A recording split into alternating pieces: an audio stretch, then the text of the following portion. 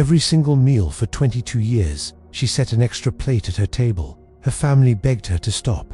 Her neighbors whispered she had lost her mind. But what happened on an ordinary Tuesday evening proved that hope, stubborn, relentless, unshakable hope, can move mountains and open doors that everyone else has long forgotten. Let me tell you the story of Margaret and the knock that changed everything. In a small house on Maple Street, where the paint was peeling and the garden still bloomed with love, there lived a 67-year-old woman named Margaret. She had silver hair pinned back with the same clips she had worn for decades, and gentle brown eyes that still searched every crowd, every street corner, every passing face with quiet desperation. Her house was modest but immaculate. 3 bedrooms, though she slept in only one. A living room with photographs covering every wall, and a kitchen table set for 2, always set for 2. Though Margaret had eaten alone for 22 years, every morning she placed a clean plate across from her own. Every evening she prepared enough food for 2. Every night she cleared the untouched meal and whispered the same words,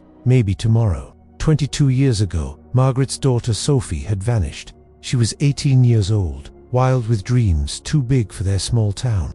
They had fought that night, harsh words about choices and futures and paths not taken. Sophie had screamed that she needed to find herself, that staying meant dying slowly. Margaret had said things she would regret for the rest of her life. "If you walk out that door, do not bother coming back." Sophie had walked out, and she never came back.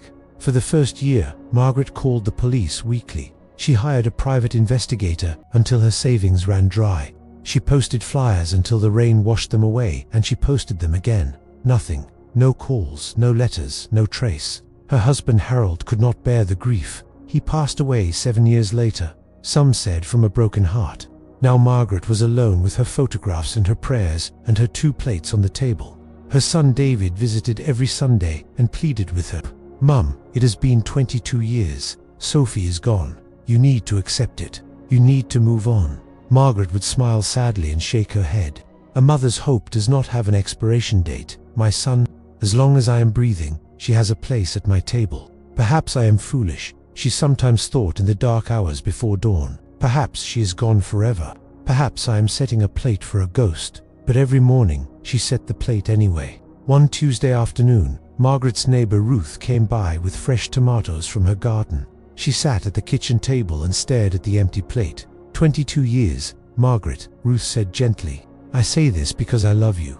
This plate, this waiting, it is keeping you trapped in the past. What if Sophie does not want to be found? What if she is trying to find her way home?" Margaret interrupted softly. "What if she needs to know that the door is still open? What if the only thing keeping her away is the fear that she is no longer welcome?" Ruth sighed. "But you cannot know that." Margaret reached across and touched the empty plate gently, as if it was something sacred. "No, I cannot know anything, Ruth. I do not know if my daughter is alive. I do not know if she thinks of me. But hope does not require knowing. Hope only requires believing. And I will believe until my last breath that somewhere out there, my Sophie is finding her way back to me." Ruth sat quietly as Margaret walked to the window. "When I was a little girl," Margaret began, "my grandmother told me a story I never forgot. She said there was once a lighthouse keeper on a dangerous coast. Every night for 40 years, he lit the flame, even though most ships had stopped using that route decades ago. People told him he was wasting oil, wasting time, wasting his life. But he said something that stayed with me forever. He said, 'I do not light this flame for the ships that will never come. I light it for the one ship that might. And if that one ship finds safe harbor because my light was burning, then 40 years of waiting will have been worth every single night.'" She gestured to the empty plate. "This plate is my lighthouse. Ruth, I cannot control whether Sophie comes home, but I can control whether the light is on when she arrives.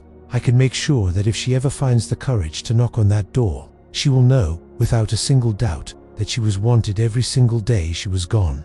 Margaret's voice broke slightly.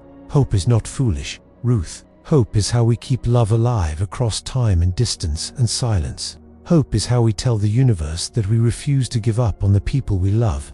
That night, Margaret sat alone at her table as she had for 8,000 nights before.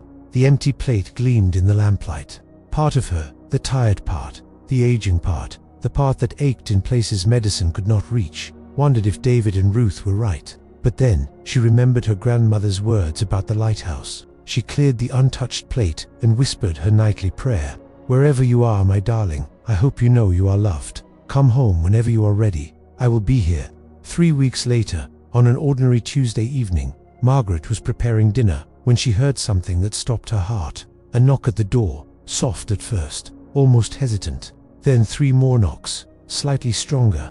Margaret's hands trembled as she walked slowly toward the door, her heart pounding so loudly she could hear it in her ears. She opened the door. A woman stood on the porch, thin, weathered, with gray streaking through hair that was once golden brown. Her eyes were red from crying.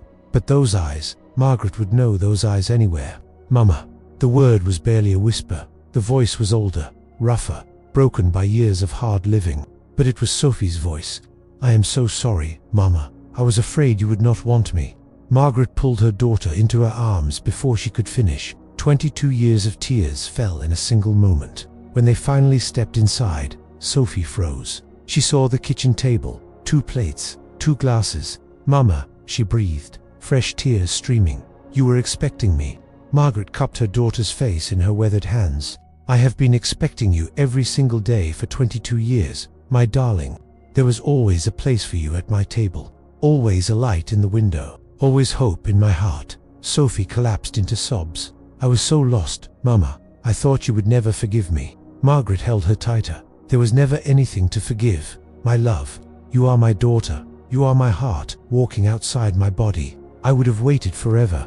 That night, for the first time in 8,000 nights, both plates were filled. The lighthouse had finally guided its ship home. Sophie stayed. She moved into her old bedroom, unchanged after 2 decades. She learned that her father had passed and wept at his grave. And every night, she sat across from her mother at that same kitchen table, finally filling the chair that had waited so patiently. When Margaret passed away peacefully 3 years later, Sophie found a journal under her pillow.